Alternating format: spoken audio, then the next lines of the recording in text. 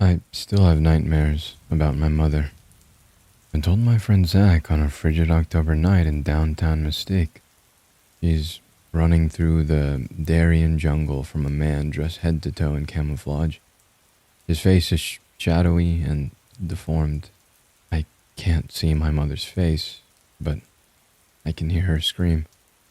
Zach's face was as pale as mine, flush with goosebumps. I don't know what to say. I kept the rest of the dream to myself because it was too terrifying to put into words. I never met my mother or even saw a picture of her. In my dreams, however, I saw her braided hair, mestizo skin, and unblinking brown eyes so vividly that I felt like I had met her many times before. For years, I had the same dream and sinking feeling that the man chasing her was my father. You don't have to say anything. I'm just letting you know before. Is that why we're... I nodded. Why can't you just tell me? If I told you, you wouldn't have come, I said firmly. He shrugged as we passed Mystique's iconic pizza restaurant. The streets were surprisingly sparse for a Saturday night so close to Halloween. Only a dozen groups of people, including a noisy, argumentative family, passed through the quaint shops, eateries, and bars. You've been sounding a lot like Jordan lately. Grimaced. If you had the experience I just had, you'd believe in the supernatural too. I'm sorry, he said shakily. You and Jade went through a lot last month. How is she? I paused and studied Zach's expression to see if he was genuine or asking out of obligation. His glassy, darting blue eyes let me know he cared, but was wary and anxious about the night ahead. I longed to tell my anxious friend more, but didn't want to scare him off. I lured him to Mystic on the pretense of needing help with a family issue, which wasn't completely a lie, but enough to make him come along. For a long time, Zach insisted on helping me learn more about my biological family, and other people, including the woman I called Mom, insisted I live and let live, especially after the ancestry tests I sent away for had muddled results at best. Zach was the only friend besides my ex-girlfriend who supported my continued search for answers. He was the only friend who listened to my dreams and didn't attempt to psychoanalyze them. Unlike the others, he didn't give me some cliched bullshit about my real family being here. If he knew what I meant by family, however, he'd leave me astray like the rest of my friends. I thought briefly about inviting Jade along, but despite her immense capacity to care, I didn't want to burden her after her recent stay at a psychological trauma clinic. My problems seemed minuscule by comparison. They bothered me endlessly, however, and I didn't want to face them alone. She'll be in therapy for a while, but she's doing better. I'm so glad. Are you trying to get back together with... Sorry, never mind. How are you doing? I'm okay, but I'm not telling you any more until we get there. What's the harm? You dragged me out here, Miguel. Do you think I'm going to head back now? Where are we? Okay, fine, I said, stopping in front of a shoddy brick apartment building. From my jacket pocket, I withdrew the white envelope that someone left on my doorstep 2 days prior. Ink markings covered the body of the envelope. The markings looked like deer tracks, but were broader and had rounded front toes. Somewhere in the distance, a seagull cawed. Zach glanced briefly into the sky and then unfurled the note inside, his eyes squinting and widening. The Pigman wants his piglet back? What the hell? It looks like a serial killer wrote it with all the letters cut from magazines or something. When did you get this? A week ago? I pulled my jacket over me as a cool breeze chilled my bones. I know, I'm sorry I didn't tell you. I posted a pic of the letter on a message board. A woman who went by Blue Wolf 77 sent me a link to the legend of the Pigman and said she was a victim. What the hell is that? I glanced over my shoulder as a woman carrying a tote bag from the Black Dog store shuffled past us. It's unnerving. Sometime in the 70s, a group of teenagers saw a woman being drowned by a man with a pig-like face and never resurfaced. The woman DM'd me and let me know she was the victim and got the note too. She invited me to this place to... Really, Miguel? This is why you dragged me here? I'm here to support you, but... And never mind. What does some folktale from the 70s have to do with you, and how do you know you could trust her? The night after I got the note, I had the same dream, but this time I could see the man's deformity, his pig-like snout. It was terrifying. Also, I didn't know if I could trust her, but she sent me a picture of the note she received. It had the same look. I don't even have to look at you to know you think I'm crazy. You are crazy. Let's just go inside. I knocked on the outside of the metal door before realizing where the buzzer and intercom system was. As I pressed the lone button, Zach muttered, I can't believe you think a Pigman is your daddy. I snarled as the voice of a late, middle-aged woman answered. Yes? It's Miguel Boyd. Before I could say anything more, I heard a buzz and an unlatching of the door. I opened the door to a dimly lit hallway lined with torn sculpting carpet. Despite the building being multi-leveled, the staircase wasn't accessible from this side. There were only 3 rooms and a Mr. Pibb machine at the end of the hallway that looked like it hadn't been working for years. The first 2 rooms were unnumbered. The last door, numbered 1C, in faded black script, was left cracked a few inches, the TV glow flickering through its crevice. I hesitantly opened the door. Zach, who was checking something on his phone, followed. It's nice to see you, the late middle-aged woman said from behind a rustic wooden table.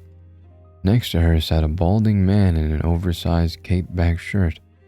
Across from her sat a woman with beautiful almond eyes and silky black hair, draped in a blue duffel coat. They looked no older than their late 30s or early 40s. Even the woman known as Blue Wolf 77 had traces of red in her silver hair. Her broad shoulders gave off the impression that she was well preserved for her age, and maybe athletic too. I see you brought a friend too. Why don't you have a seat? Okay. We took the 2 lone chairs at the far end of the table. The 3 of them stared blankly at us. The glow from the old, boxy television was the only source of light in the room, which felt quite crowded with a large sectional and half kitchen intersecting it. My name's Donna Michelson. Next to me is Devin, and across from me is May. Like you, we all received the same note. They suddenly waved at us as Donna laid the notes on the table. Each note had a similar style of lettering, but Donna's had blood-smeared hoof prints across the body. Who sent these to us? I asked, trembling. And why did you invite us here? They're a cult, May said softly. An old cult. We don't know where they are, though.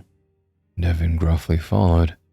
We know exactly where they are, Donna said, slamming a palm atop the table. We don't need to speculate. They're called the Miracle of the Swine. They have roots all over the world, including several chapters in the States, Eastern Europe, Asia, and even South America. They have a church near the Bastille Bridge a little ways from here. I can't find anything online about them, Zach said, looking up from his phone. I found some Bible verse about God exorcising demons from humans to swine, though. It's really... Not everything you can find online. Donna's words were cold along with the atmosphere in the room. Devin and May were tough to read, practically stoic, as if they were numb from some untold trauma. They've been around for years. I'm sorry, what does this have to do with me? Why are you telling me all this? Why did I get a note? The others looked off to the side as the woman sighed. In those messages, I asked you about your background for a reason. When you told me you were born somewhere in Venezuela, it took me back to when we had a chapter there. Your mother or father must have been a member. I don't know how to put this gently, but they're going after survivors and their offspring. We? Wait. How do you know this? My fingers are trembling. Zach and I wore the same pale expressions. The others were stone-faced. I was a member. As for Devin and May, their fathers were members too. Donna got up from the table and headed over to a hanging shelf over the television set where several photo albums resided. Standing upright, she looked nearly 6 feet in height, which took me by surprise, and Zach too, based on his expression. I shuddered at the thought of the type of monster that could bring this woman to her knees and attempt to drown her. She pulled a bright textile album from the middle column and laid it on the table. It read, Peccary Chapter 1976. There are different chapters all over the world. We were the Peccary chapter. She said, opening the album to the page of 3 men and 2 women standing in front of a domed hut surrounded by sugarcane crops. The crops towered over the hut. My eyes looked onto the woman with mestizo skin and braided hair. Zach pointed frantically at a man with a bulbous head and glasses. They were all wearing brown, dirty robes with hoofprint patterns. That was me, and those men were May and Devin's dads.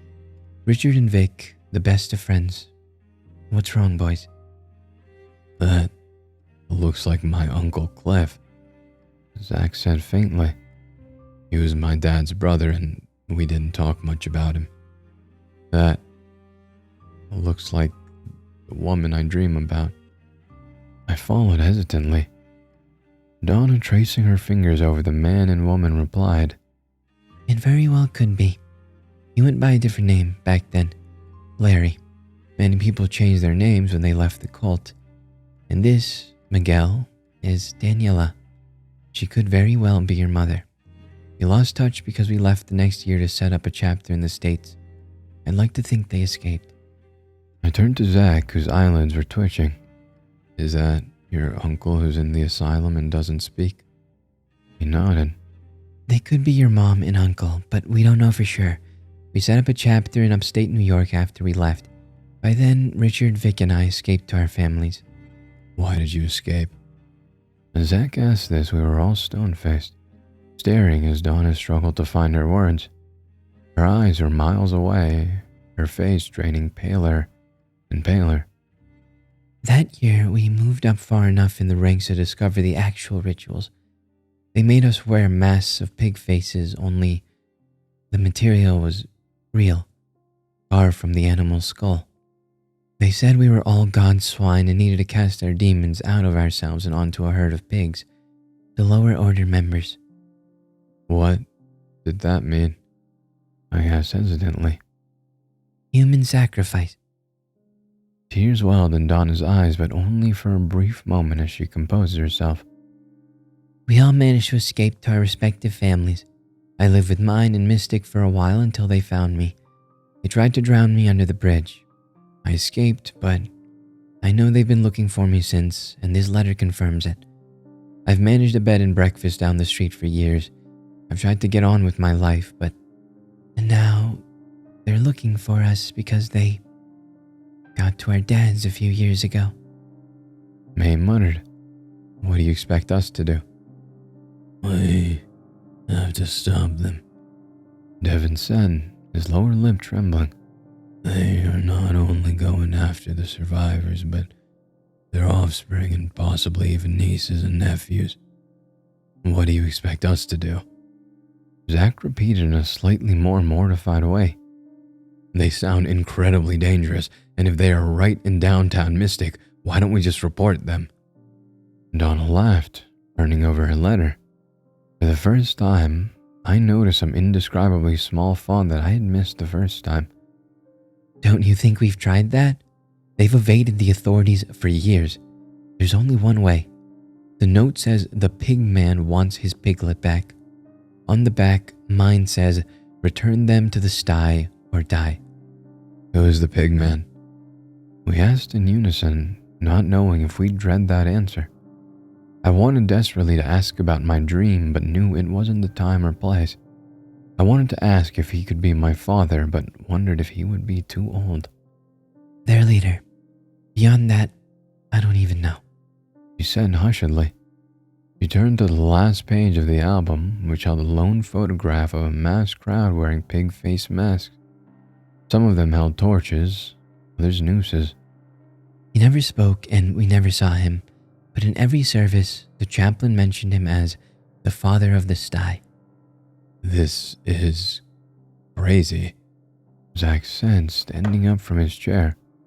Look, Donna, I believe you, but what you're asking from us is way too dangerous. I'm sorry. Just as I nodded and stood up as well, Devin put an arm around my shoulder. May stood by the door, not blocking it, but folding her arms. We understand. May's voice was soft-spoken, her even softer eyes gesturing for us to sit down and stay. We don't blame you at all if you leave, but we don't want any more victims. Our dads died a senseless death. Zach, your uncle didn't deserve to go to an asylum, and Miguel, your mom shouldn't have had to endure what she did. I appreciate that. We nodded and sat back down in our chairs. Donna hugged both of us and whispered, Thank you. Before sitting back down herself. What were they like? I asked, almost teary-eyed myself, if they were who we think they are. Daniela didn't speak much English, but she was a beautiful soul and a wonderful artist. Donna unrolled her sleeve, revealing a hemp bracelet with beads of many colors. She made these all the time in the compound. When we joined, we thought it was like the Peace Corps. We thought we were truly helping people like her, and Zach, Larry was clumsy as hell. He couldn't do any of the manual labor, but he was a sweet man and a hell of an accountant. I hope it's her, and I hope she's okay. I mumbled. I must have been loud enough for Zach to hear as he nodded, saying the same about his uncle. Daniela looked unmistakably like the woman in my dreams. My mind was racing. What the hell did she go through to escape? How was she able to give me up safely? Most importantly, where was she now? Devin turned the page to a picture of Richard and Vic sitting under a massive nut tree. He and May looked mournfully at the photograph of their smiling, young fathers adorned in those foolish robes.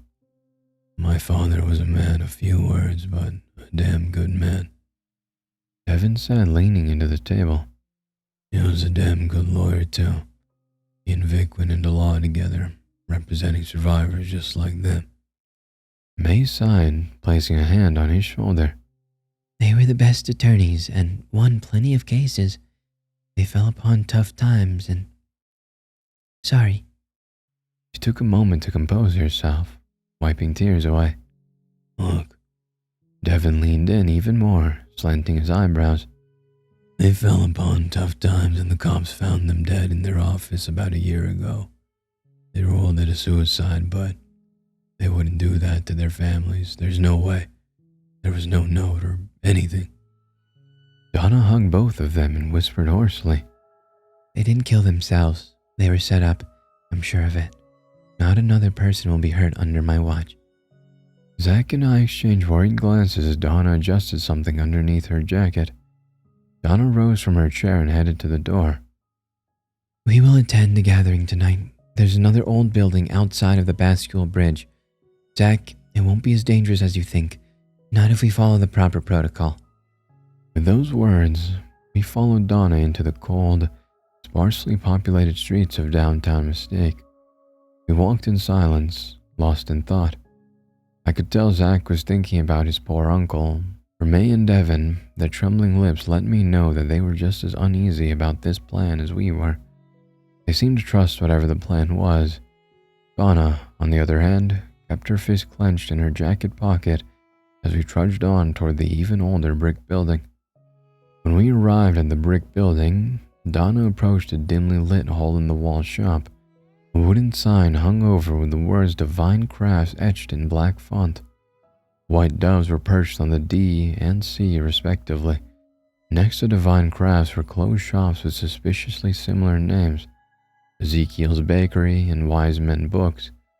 We didn't know if the shop was open until we saw a bald man in a flannel shirt and wire-frame glasses sitting, nodding off at an old stamped metal cash register. Good evening, the man said, eyes widening as we all stepped into the quaint shop. There were shelves lined with biblical figurines, clay molds of Jesus, Mary, and Joseph, as well as some glass mugs of the Garden of Eden. The rest of the molds I didn't recognize, even though I spent the better part of my childhood in Sunday school. What brings you here so late? Looking for anything in... Donna laid her note on the counter next to the register and motioned for us to do the same. Shakily, we piled the notes on top of one another. The piglets have returned to their sty. Shit, Zach said aloud. Luckily, I was the only one who heard. He's been waiting for you. The shopkeeper's demeanor turned from glee to complete graveness as he dimmed the lights in the shop to a low glow, flipping the open sign on the door. The man led us to a door adjacent to the bathroom labeled storage. He opened the door to a switchback staircase which wound into complete darkness. We couldn't see more than a few feet ahead of us. We hesitantly stepped inside the small building, trying to gauge Donna for any type of lead. She was glancing down at her shoes, fingers clasped, as if she were ready to pray. Zach and I looked at the others who were doing the same and uneasily followed suit. With our heads cast down, I became increasingly aware of my breathing as the man placed a white cotton robe over my head. I dared not to look up as he slipped something over my face. I was too panicked to scream as a mask tightened over my head, engulfing me in complete darkness. It felt tough to the touch, almost leathery, with tiny hair follicles brushing against my constricted skin. 2 slanted holes perforated enough room for me to barely see from. 2 smaller ones below enabled me to smell the foulness of the mask, an unsettling mix of sweat and the slight scent of manure. It took all my willpower not to vomit into the mask. As it is written in the book, Matthew. The man's voice reminded me of the old, bellowing priest I nodded off to for many Sundays as a child. It was somehow both calming and downright haunting. When Jesus arrived at the other side in the region of the Gardenese, 2 demon-possessed men coming from the tombs met him. We are all those demon-possessed men. Tonight we wear the flesh as a symbol of the swine Jesus cast their demons into. Amen. All of us, except Donna, whispered, Amen, in equally terrified tones. Donna, however, said it loudly, the way she probably had for years. Our collective group was now adorned in pig masks and white robes. We looked like we were heading to a Halloween party or extras from a horror movie. The realness of the ceremony hadn't struck me yet as we followed the shopkeeper down into the darkness. From the eye holes, I could see even less in front of me and accidentally bumped into Zach, who was shaking from the waist down. I could hear him hyperventilating through the mask. This was no place for my friend with an anxiety disorder. Equal amounts of regret and fear washed over me as we stepped into a long and narrow room lined with people in their robes and masks who sat stiffly in their wooden chairs. The piglets have returned to their sty. The shopkeeper bellowed in a tone that sounded creepily joyful. The robed parishioners stared straight ahead, completely unfazed by his announcement. He gestured for us to take the seats in the last aisle as he made his way to the front of the parishioners. As we sat, Zach and I briefly looked at each other, as if we were wondering the same thought about him being the Pigman. Then we looked up frightfully at the shopkeeper as he stood between 2 lone torches fixed on metal braziers. There was a hand-carved totem pole behind him with a large, round figure punctured atop the pole. The figure was too eclipsed by shadow for us to see. This return and our sacrifice tonight will please our Father in heaven as well as our Father of sty that awaits us tonight. We cast our demons unto them. The words of the parishioners and Donna echoed through the hollow room. I didn't look at Zach, but could hear the sound of his seat rocking back and forth. I put an arm around his shoulder to calm him, and he apologized under his breath. As chaplain of our faithful sty, I declare unto thee that our sacrifice is good, and worthy of our Father's love. They chanted. The chaplain stepped aside to reveal a wooden totem pole carved into the long body of a pig in varying shades of pink and tan. Atop the pole sat what looked like the head of a brown boar. Only, underneath the head was a human neck with blood dripping from its endings. The 4 of us cocked our heads, trying not to vomit. Donna subtly adjusted something under her robe. "Now we invite our brothers and sisters of this holy gathering, the miracle of the swine, to receive our Lord's miracle." The parishioners lined up behind one another to take an offering from the head. We lined up behind them, trying to mimic their stiffened posture. One by one, they touched the nose of the boar, sliding their fingers down to its bloody neck. Once a parishioner rolled his or her fingers in the blood, the chaplain kissed their forehead, and they returned to the chair, their bodies showing almost no emotion. When Donna reached the front of the line, she stepped toward the pole and placed her left hand on the head, running her finger down to the bloody neck. With her right hand, she pulled a black object with steel framing from underneath her robe.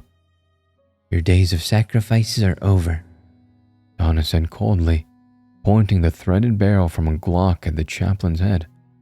A collective scream rang out among the parishioners as they ran toward the staircase, knocking over chairs and falling over each other. We were too fright-stricken to move as she fingered the trigger. "You and the Pigman have destroyed too many lives." The chaplain let out a low, hoarse laugh as Donna unlatched the safety. "Our Father of Sty will be pleased. You foolish woman, did you forget the most important verse? When Jesus cast the demons into the swine, he told them go. They soon came out and went into the pigs, and the whole herd rushed down the steep bank into the lake and died in the water." Suddenly, the torch flames dissipated. This was followed by the sound of Donna's Glock hitting the floor and firing as it slid across. We screamed collectively as the spark of gunfire briefly ignited the room. Then, there was pitch blackness. In the blackness, we heard the monstrous sounds of grunting and squealing. The others gasped as the snorts became more audible. One by one, they collapsed to the floor. I knew I was next as I felt a warm, moist snout press against my neck. The snout oinked and oozed cold, sticky liquid down my shirt. It had the awful texture of mucus and saliva, which caused my chest to shudder. Something about the liquid made me feel dizzy and nauseous.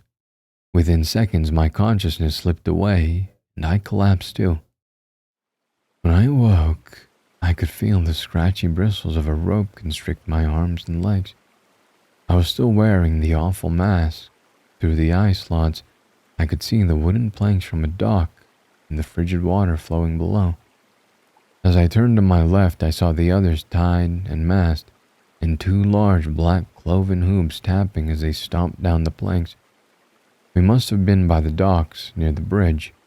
I couldn't move, however, as the oinking and grunting sounds echoed into the night. The pigman's hooves stomped and clicked by my head. "Are you my father?" I hesitantly asked the creature, absolutely bewildered by the words that preceded my thoughts. There was a long silence, followed by a heinous chuckle from the chaplain. "Foolish child." The chaplain spat from behind us. "Well, the father of the sty is a father to all of us, or was, in your case. Your mother was a common whore, so no one knows who your actual father is. Unfortunately, she escaped our faithful sty with that lunatic, Larry. Oh well. Larry is locked up as all deranged sinners should be, and she probably died the way that all traitorous whores do." "Fuck you," I shouted into the mask, which was followed by a swift hoof to the ribs, almost toppling me into the water. "Not yet, Father. We haven't said the words of our offering yet. Blessed are we to free thine demons tonight." As the chaplain spoke, a lone torch illuminated the docks. From his left hand, I could make out the outline of an axe. "In the year of our Lord, 963, our Father of Sty made the ultimate sacrifice to embody the demons and pigs that Jesus sacrificed. We are eternally grateful, and for him, we make our sacrifice to save the souls of men." The chaplain waved the axe over our heads. In the air, he carved the symbols of the cross. He proceeded to carve the symbols 5 times as the pigman stomped his hooves in unison. The chaplain swung the blade especially close to Donna's head. purposely slicing a few hairs that stuck out. I felt the warm snout press against my neck again and snort twice. Then, the pigman, hooves clicking, loomed over the others and did the same. Behind us, the chaplain thumped his torch in tandem with the grunting. He stomped over to Donna, clicked his hooves, and grunted 3 times. The creature pressed a cloven hoof into Donna's back. In one fell swoop, Donna arched her body upward and somersaulted backward, knocking herself and the pigman into the water. Devin followed suit and rolled backward toward the chaplain, knocking him and his torch into the water. The torch extinguished and the chaplain's hands dangled helplessly above the waves.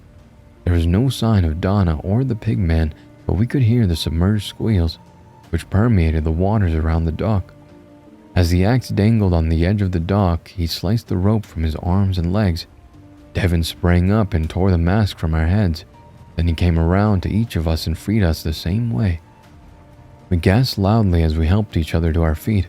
We looked around frantically for Donna, the pigman, or the chaplain, but by now only the sound of crashing waves and frigid October wind remained. From the dock we could see the dimly lit bascule bridge, which not a single car traversed. Downtown Mystique's quaint businesses were dark as well. Not a single soul strolled the sidewalks. I was surprised to find my phone still in my pocket. It was midnight. Donna! Devin and May shouted. After a few bouts of coughing and hacking, Zach and I echoed their cries. Donna! Devin sighed and looked somberly at the waves. Then, clutching the axe, he angrily threw it in the direction the chaplain sank, and screamed, "Never again!" at the top of his lungs. We huddled around Devin as the axe sank into the water. We should call the police, May said shakily. Please do, Zach cried. This is way too insane, guys. Before we could say anything else, Donna burst out of the water holding the thrashing hooves of the pigman. Donna gritted her teeth as the hoof kicked her face. Run! She hollered. If the police find you here, you're an accessory to what I'm about to do, and what Devin already did. Fucking run! The pigman squealed from beneath the waves, a squeal that echoed into the depths of the water and the night. We ran up the dock and onto the street as fast as we could. As Zach tripped by a bench, May and Devin sped out of sight. I swore and helped Zach to his feet as the squealing grew increasingly louder. In the distance we heard the sounds of sirens, which caused Zach and I to pick up speed, breaking into full sprint mode. The sound of the sirens and the pigman's squeals echoed with equal measure as we sprinted over the bridge. As we entered the downtown area, we were practically wheezing as we passed the iconic pizza restaurant. By now, the squealing had stopped and the sirens faded in the distance. Halfway up the steep road, we stopped in front of the building with a light on it. It was a quaint 2-story house painted brightly blue with a slanted roof on top. The sign for the building read, "The Blue Jay Inn."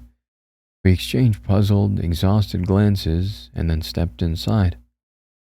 Let's lay low tonight.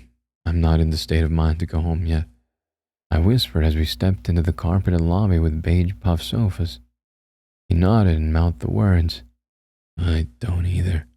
His entire body was still trembling. Mine was too. A smiling elderly woman greeted us from behind a stainless steel desk. She was typing something into a boxy computer. You're out late tonight, fellas. Do you need a room? We do, I said hoarsely, desperately. The woman checked us into a single room with 2 beds on the 2nd floor. After she gave us the key card, I ushered Zach, who could barely move a muscle, up the stairs and into the room, slamming and bolting the door. Zach slumped down on a neatly made twin bed, rocking his body back and forth, his eyes fixed on the floor. I sat down next to him and slung an arm around his shoulder for a few minutes. Throughout our many years as friends, I learned how to calm my buddy down from an anxiety attack. Never learned how to ease my attacks, though. We have to tell someone. We have to tell someone. Zach repeated, rocking increasingly more intensely. The cops are already there. Donna is too. She'll tell them everything. What if she didn't live? What about May and Devin? What about... I shushed him gently. The words that followed were to reassure both him and me. Donna's a strong woman. She'll be okay. So will May and Devin. Let's go to sleep and figure out what to do in the morning. On the top of the bed, Zach fell into an anxious sleep, his body shaking tremendously as he dozed off. Even when he snored, he shook. I pulled a cotton blanket from the closet and placed it over him. Over the hours, Zach's body relaxed, and so did mine.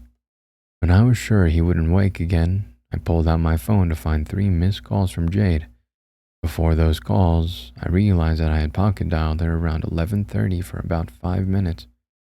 When I pressed Jade's number, she picked up and immediately shouted, Miguel, what happened? Jade, I don't even...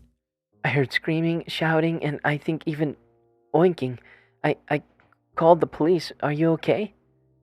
I am now. Deep into the night, I told Jade every excruciating detail about what happened to us. She cried and swore several times, and so did I as I spoke about my mother and Zach's uncle.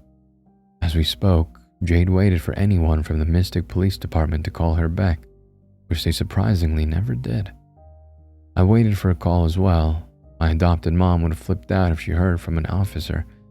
About a couple hours into the conversation, as Zach started snoring and shaking again, Jade realized that she hadn't provided the officer with Zach's name or mine. She only indicated that her boyfriend and friend were in trouble, which made me blush. By the break of dawn, Jade had fallen asleep by her phone. I whispered, "Good night, love," and hung up as she drifted off. It was already 6 o'clock by the time I heard people rummaging in the dining room downstairs. I didn't mind that I spent the night divulging every terrifying detail. We had both experienced trauma now, and somehow we would get through it together. I feared for Donna, though, as well as Devin and May, who were hopefully far away from Mystique by now. I feared for the parishioners, too. What would become of their lives? What would become of our lives? With these questions rattling through my mind, I crept downstairs as my poor, anxious friend dozed the morning away. As I made my way into the dining room, I noticed a couple about the age of Jade and me looking up from a laminate table at a broad-shouldered woman in black pants and a white-collared shirt. Silver hair with traces of red draped over her shoulder. I stood in the doorway, jaw agape, as she handed them a tray with a stack of thickly sliced ham. The portions were more like slabs of steak than ham. The couple salivated as she placed the tray in front of them. You came just in time, folks. This ham was freshly made, courtesy of our chef, who prepared and glazed it last night. "Oh wow," the man exclaimed. "I've never seen slices this thick before. It's like he slaughtered it himself." The 3 of them laughed wistfully as a surge of vomit crept up my throat. Wow, what an ending. That was a fascinating story. That was really well written. I liked it. The characters were good. Was the ending, does that mean that Donna killed the pig guy and is feeding it to everyone now? I'm assuming that's what happened, which is that a win for them because he's dead now, or is it not? I also wondered if like pulling out the gun and not pulling the trigger for 40 minutes was part of the plan so that they could get to the bridge, or if Donna should not have done the whole like hero monologue thing and should have just whipped it out and pow or something. I don't know. But anyhow, hopefully it worked out for them, and hopefully they don't get got by ex-cult members. So yeah, I hope you guys enjoyed this one. I'll see you in the next Ego Volt Anima Vestra.